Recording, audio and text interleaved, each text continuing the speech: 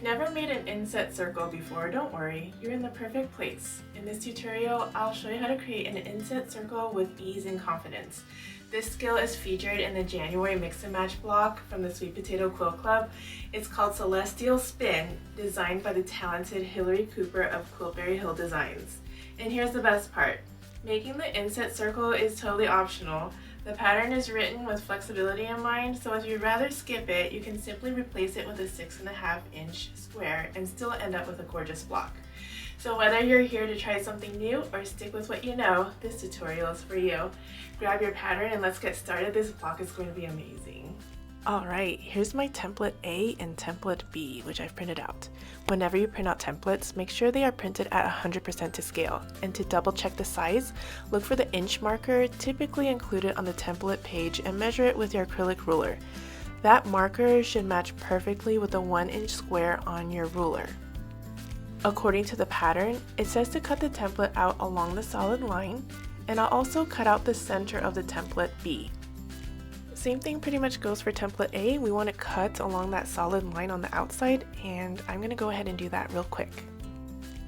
Same thing goes for template B, where I will again cut along that solid line, and the thing that's different about template B is that the center will be cut out, so this will be more of like a circle frame. To cut the center, I'll pinch the paper slightly and make a small snip with my scissors right before going to cut the inside circle out of the template. And this will be my template B. Now let's move on to cutting the fabric using the templates that we've just cut out. I've cut out squares of fabric to match the sizes of the templates. For the fabric square that matches template B, all I need to do is trace the inner circle onto the fabric so that I can cut it out. I'll line up the template on the fabric and use a pen to trace the circle. I know there are fancy fabric pens out there, but honestly, any pen you have on hand will work fine.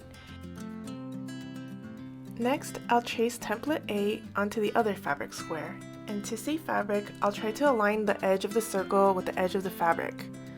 Next, I'm going to cut out the template A circle, and sorry it got lost on camera, but you know what cutting a circle looks like, so I'll just speed up here and show you what I do next.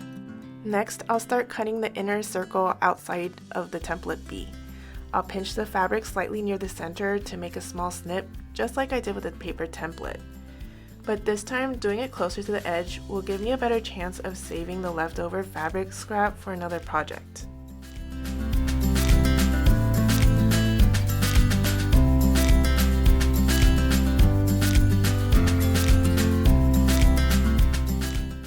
Now that I have my template B cut out, I'll set aside the scrap piece for future use, and let's move on to the next step.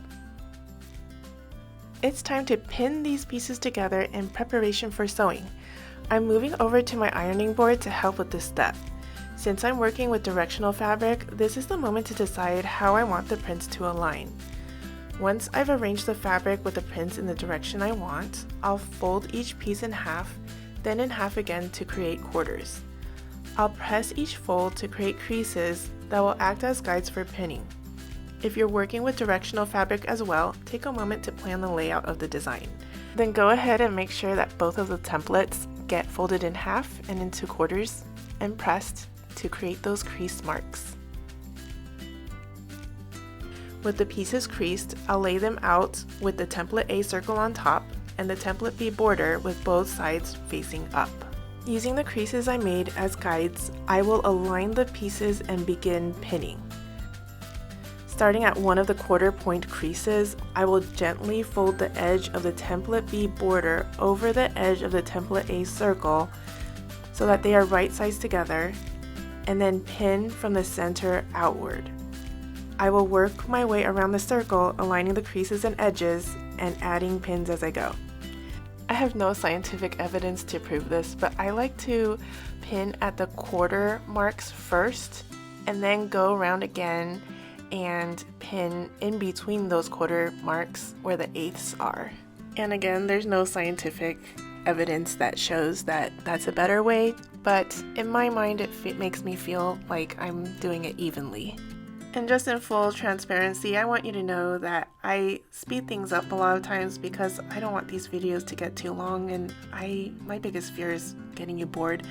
So here's a quick reality check on how slow I'm really moving. And then I trust that you get the idea, so things are mostly sped up in my videos.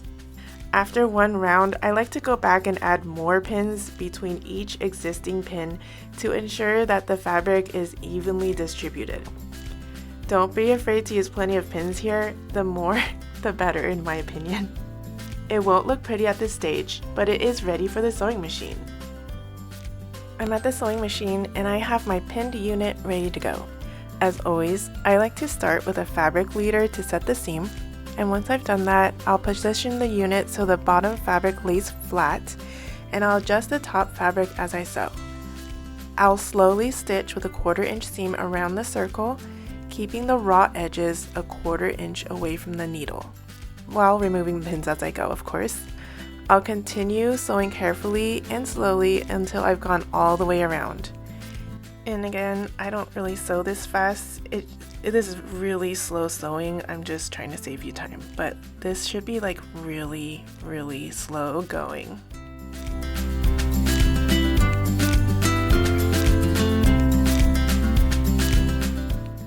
At this point, it looks like I've made it pretty much around the entire circle. I'll take away the last pin and cut my leader out of the way. And to finish off, instead of backstitching, I'm going to sew a few stitches past my starting point to secure the seam. By the way, you can totally backstitch. I just like to sew past it. And that's it, the unit is sewn. We'll take it out to take a good look at it, and we'll take it to press. Here's our first peek at the inset circle, and I'm pretty happy with how it turned out. So now let's take it to the ironing station because it's time to press the seam. Following the pattern's recommendation, I'll press the seam allowance toward the center of the circle. A gentle press around the entire circle will help lay it flat and look polished.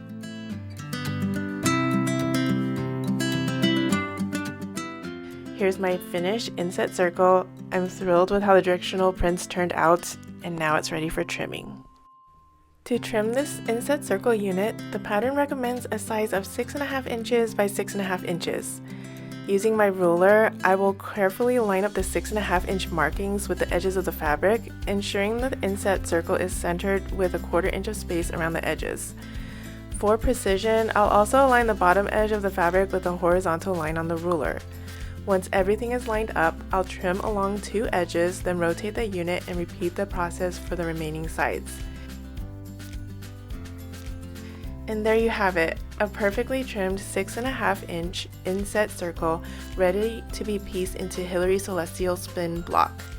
If you prefer not to make the inset circle, you can replace this unit with a simple 6.5 inch square and you're good to go.